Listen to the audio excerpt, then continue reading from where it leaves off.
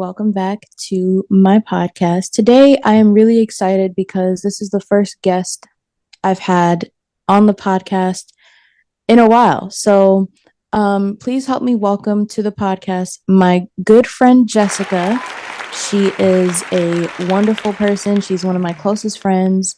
And today, I just want to talk to her about her field that she's currently in, any pieces of advice she can give to anyone out there that might be interested in going into the field that she's currently in, which is in social work. So I will let her introduce herself and I will stop talking.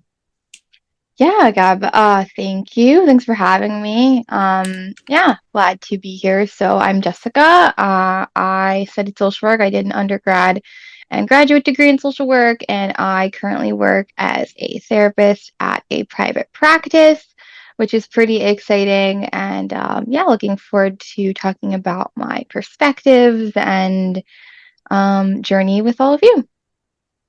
Awesome. Thank you, Jess. I guess we can just dive right into it. I first want to start out by asking you a few questions. So I guess my first thing for you would be, what would you say really inspired you to get into the field of social work? Yeah, so I wasn't sure what I was going to major in when I Mhm. started school. And so first semester, I just did a lot of those general prereqs, and second semester, I ended up taking a lot of like the core kind of intro to social work classes, one on violence and trauma, one on like dialogue with different groups of people, and one was like the standard social work 101 course. And I just kind of fell in love with the idea of helping people. I loved Yeah. that there were lots of different roles that we could do, everything from what I do as a therapist to working in hospitals to shelters to rehab facilities. Anywhere there's, a need for people, there's usually a need for a social worker. So I just loved the flexibility and versatility of the specific major. I think that's amazing because it's like, the field you're in is obviously so beneficial to other people as well. And I think that's just a really special thing to know that like this is something you knew was like, I want to help people. I want to be, in this field because of what motivated me to kind of, get into it. And so that's really special. Um has there been any challenges during the process of becoming a therapist? Any challenges? I think when it comes to that question, Mhm. what's coming to mind right away is testing. So I have master's in social work, and then I have a license. And that process was just a lot with the accommodations and filing them and hoping they got approved, and then the actual studying. Yeah. Time like now, last year I was in the process of studying for my test. I took it in March, which was, really hectic, and I took it during grad school. So I think it was just like the logistics of all that. And then finding a job, right? I've always kind of known what I wanted to do, and we live in New York City, and there are a lot of private practices, but a lot of those stumbling blocks I've run into when searching was like, do you have a lot of experience? And at 22 years old, when I was applying, I really didn't because I had just finished Mhm. grad school or was almost done with grad school. So it's not really, I have internship, I volunteer.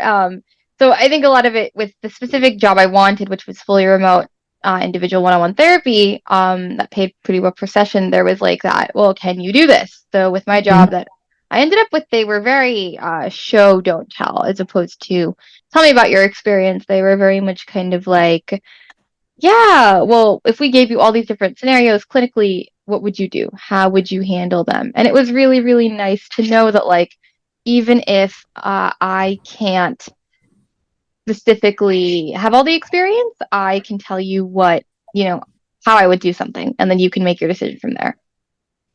Wow. I Yeah. mean, that's definitely like, I think starting something and just kind of going into it, there's definitely always going to be that challenge, right? Of like, okay, I know what I can do and I know what I'm capable of. And I think that's just obviously you are doing amazing things. And so even working from home, would you say that brings any challenges to you? Has there ever been a moment where you're like, I like this, but maybe this, and this is not working for me? Or are you just like, no, like this is perfect. I have my own setup. I'm comfortable. Things are accessible and this works. Kind of share what that's like, especially from like your perspective, because I know that differs for people. Yeah, so I've always loved the idea of working remotely. I started doing internship work during the pandemic, so I think that I just always was very comfortable in that environment. And with what I do, talking to people for hours at a time, having to listen to their struggles, their stories, their traumas, I didn't think I would be as good at that if I had to spend, 45 minutes, an hour, whatever, on a train or a bus or in a paratransit vehicle. It would have been so tiring. And I think what I do is a very telehealth friendly kind of job. Therapists work from home all the time. So I love it. I can't see myself changing.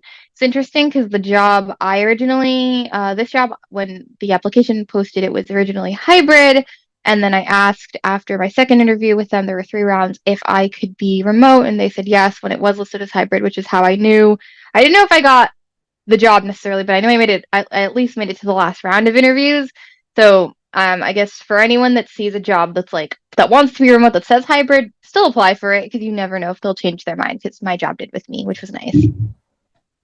That's really good because I think like that's important, going into, first of all, a job that you obviously love and care about. Like, you want to make sure that you're in a position where you feel comfortable, you feel like this is something that works for you.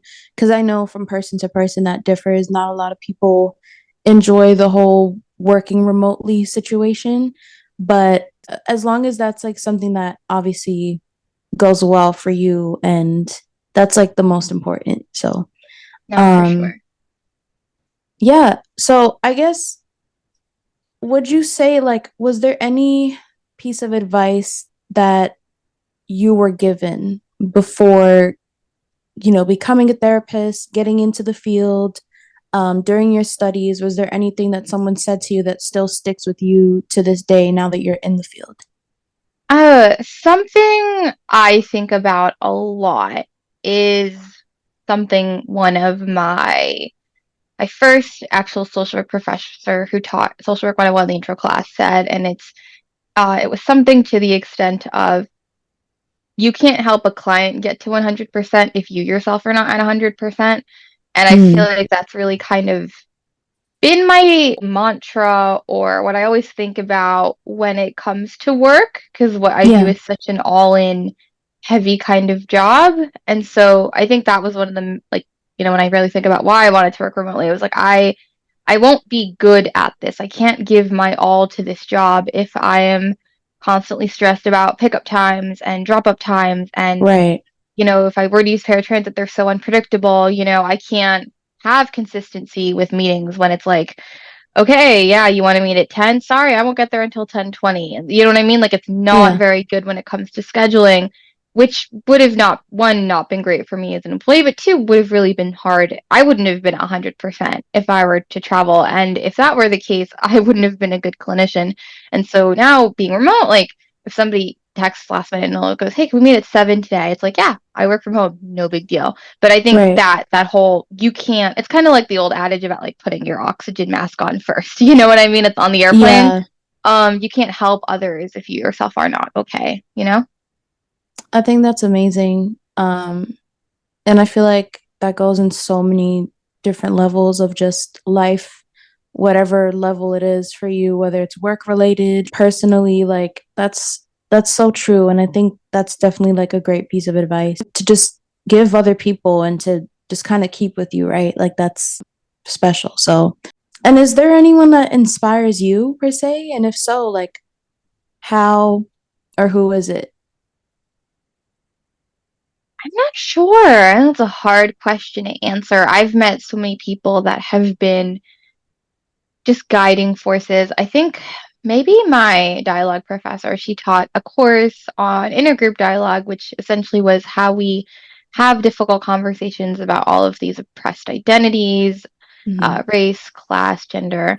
And I co facilitated with her for that class for the disability portion of it for 4 or 5 years now. It was great. And it was just really interesting because, you kind of have that relationship with someone that's like a mentor. And then, now I'm out of grad school. We're like colleagues, which is kind of cool.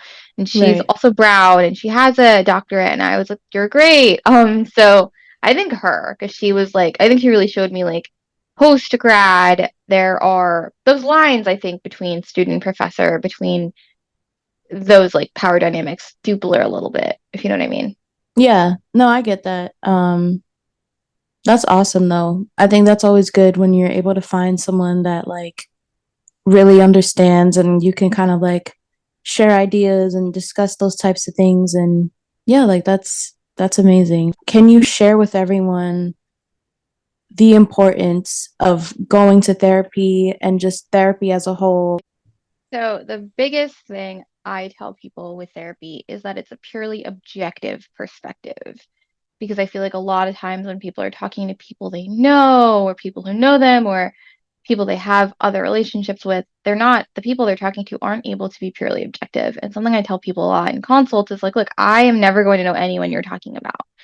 And what that means is I can be purely unbiased. You know, I'll never work with your partner. I'll never meet your mom in the grocery store.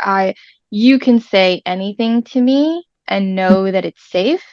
You can say anything to me and know that as long as you're not threatening to hurt yourself or anyone else, it is fully confidential and you can take the space. And I think that's another big thing, right? It's your hour, your 55 to 60 minutes of time, and you can use it however you see fit. And I think a lot of people they get so caught up in the craziness of life with work, with socializing, with family, that a lot of people really value that hour that is just for themselves. And Right.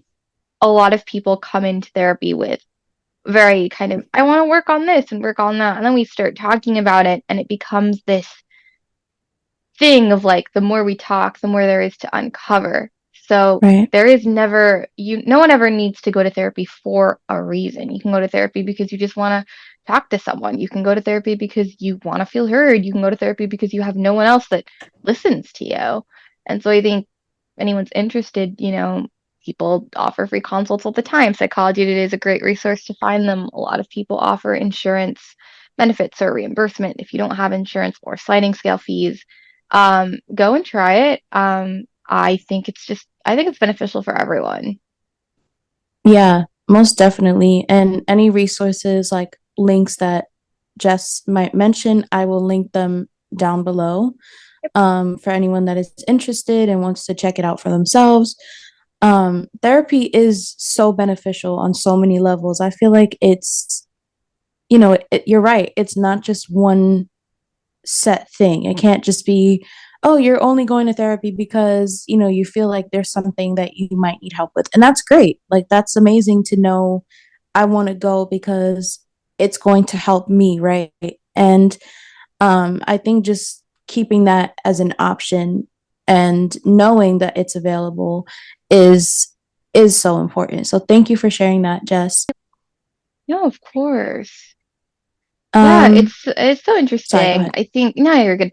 I think when people hear the word therapy, there's so many like, oh, what's wrong with you? Especially in brown culture. Yes. Right. I think there's such a cultural thing about why are you going there? What's wrong with you? What do you need? And it's like, no, you could just go there to talk. And I see a lot of people of color that come in with a very like, I want to work on this, this, and this. And then we start, and Hmm. it's like there's so much cultural trauma and generational trauma and racial trauma and all of this stuff that they haven't that they have kept in for so long. And I think it can, it doesn't need to be like I just said, like this, there doesn't need to be a reason. It can just be, yeah, let me go talk to someone. I think the way we as people of color view therapy is so different, I think, from the way like white people or Caucasian people view therapy. Hmm. Most definitely. And I think a lot of that also for us as women of color comes from knowing that in our culture, that was something that was never discussed with us growing up. We didn't talk about therapy and the importance of it. And so I think for us to learn those things in the timeline that we're living in, like I know that that can help more people because, of course, not just in brown culture, but in other cultures, I'm sure that like their mental health is not discussed openly. And so I think just having discussions like these and talking to people like you, it definitely I know will benefit more people that listen. Yeah. Um, so that's important. Yeah, of course. Um, is would you say there's something, when you've had a hard day, whether it's work related or just otherwise, that kind of helps you at the end of the day to go, okay, this is my time. I've unplugged from everything and this is just time for me. Or I've had a hard day. What can I do to help myself feel better now that I'm done with the day? So I have an office upstairs and I'm downstairs, so that already is very helpful because there is that separation of work.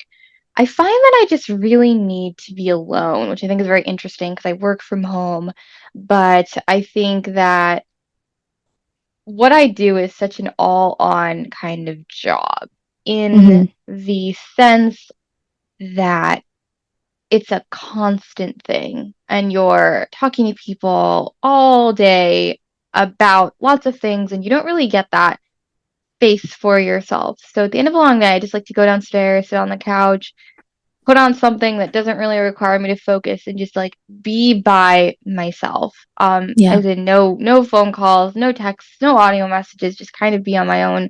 Weekends are great. I don't work weekends and I really just try to take both days to um take some time. And I think when it comes to the idea of self-care, and I feel like when people think of self-care, mindfulness, it's like this big, oh, self-care. But really, I think of self-care as doing anything that grounds you. Is it a good Right. book? Is it a long shower? Is it a walk? Is it a workout session at the gym? What helps you kind of focus solely on you? And for me, that is space. That's just space, you know? Yeah, of course.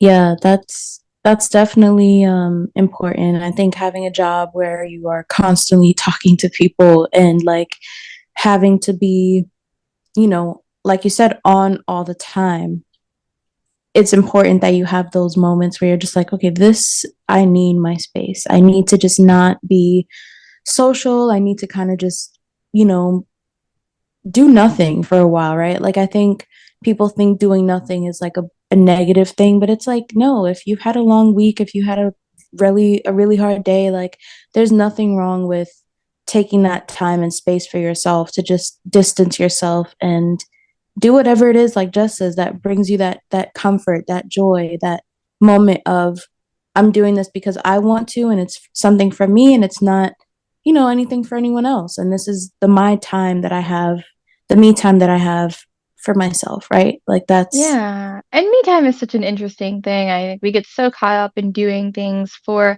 others or in being that person that it's like when the day's done, you're finished with work, it's like, okay, what is doing nothing? What does me time look like? And for me, me time is purely me time. It's not me on the phone. It's not yeah, me, texting. It's just me like one with myself, you know? yeah, But it can mean anything is the thing. I say this as someone that is a more introverted person with a very people-facing kind of job. It can mean anything. It can mean hanging out with a friend. It can mean a long phone call. It can mean getting out of your house. Not what that means. That's not what I do personally, but point being, do what feels most comfortable for you because everyone's definition of what me time looks like and of self-care is different. yeah, of course. Is there anything that you wish you knew before kind of going into this field? And if I asked you that question before, then just never mind. But Anything yeah, I wished I knew before? I or don't like as you were kind of in know. the process of becoming a therapist, sort of. I think it's important to know yourself and know what you want. And I think with this job, with social work as a field, it's such a broad spectrum. So I think for me, it's helpful to know that, yeah, this is what I want to do. Have an idea of what you're looking for, because that was really helpful when I was job searching, but also don't rush the process. I look at my life and I did my undergrad in 4 years. I did an advanced grad year in one. So I graduated in May of this past year. So it's only been about 8 months.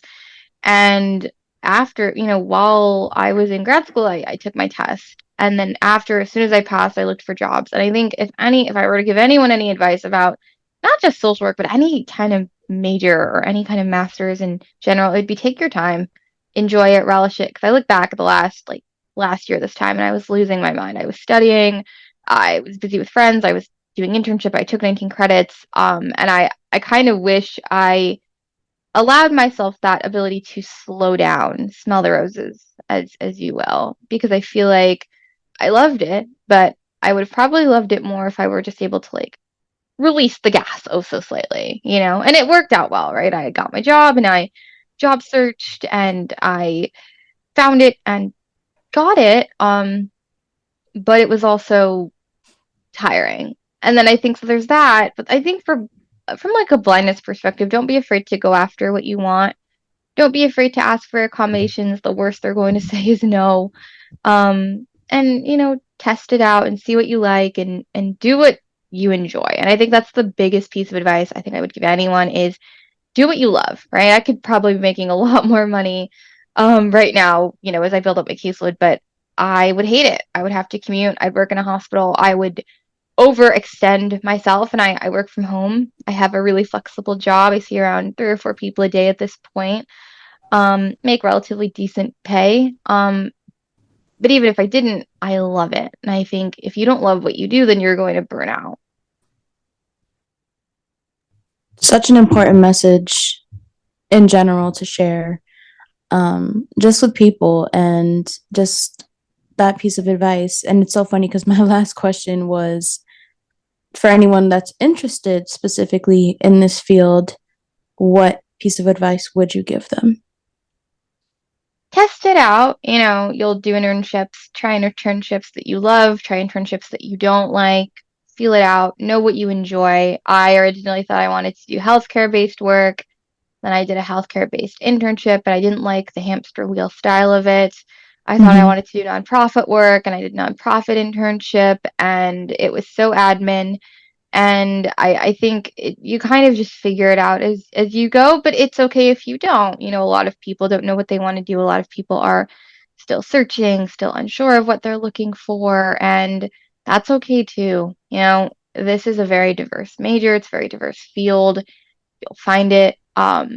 Blindness stuff. I mean, I didn't really have too many issues with accommodations. For undergrad or grad school, I think what we do is a relatively blind friendly field, but try all the things, test them out and see where it takes you and allow yourself to fail and struggle and know that with each failure, you'll learn more about yourself. I didn't get every single job I applied for. Didn't get every single internship I applied for, was scared I wasn't going to pass. And I think with each kind of struggle, it's like, okay, the more you fail, the more you struggle, the more you learn about you as a person, I think. Thank you so much, Jess, for the amazing advice, for just sharing your perspectives on the field and just kind of just understanding and learning from you because I definitely have even as your friend, like talking about therapy, talking about all the conversations we've had regarding self-care. I think it's definitely, and I've always told Jess, I was like, you are going to be an amazing therapist, and I know that so many people are going to feel the same way about you, and just knowing that you're in the field benefiting from what you've learned, but also helping other people on their own mental health journeys is so important. So I thank you so much for sharing those with us. And if there's anything you want to add, feel free. Oh, thanks for having me. Yeah, it's a great field. I love what I do. And I think, therapy is important and necessary. And if that's something you're interested in, do some research, find someone you like, take your time, and know that you can choose and you can have that choice. So yeah, thank you so much for having me. It was a pleasure. Thank you, Jess. Thanks everyone for listening. Be sure to stay tuned for the next episode, and I will catch you guys then.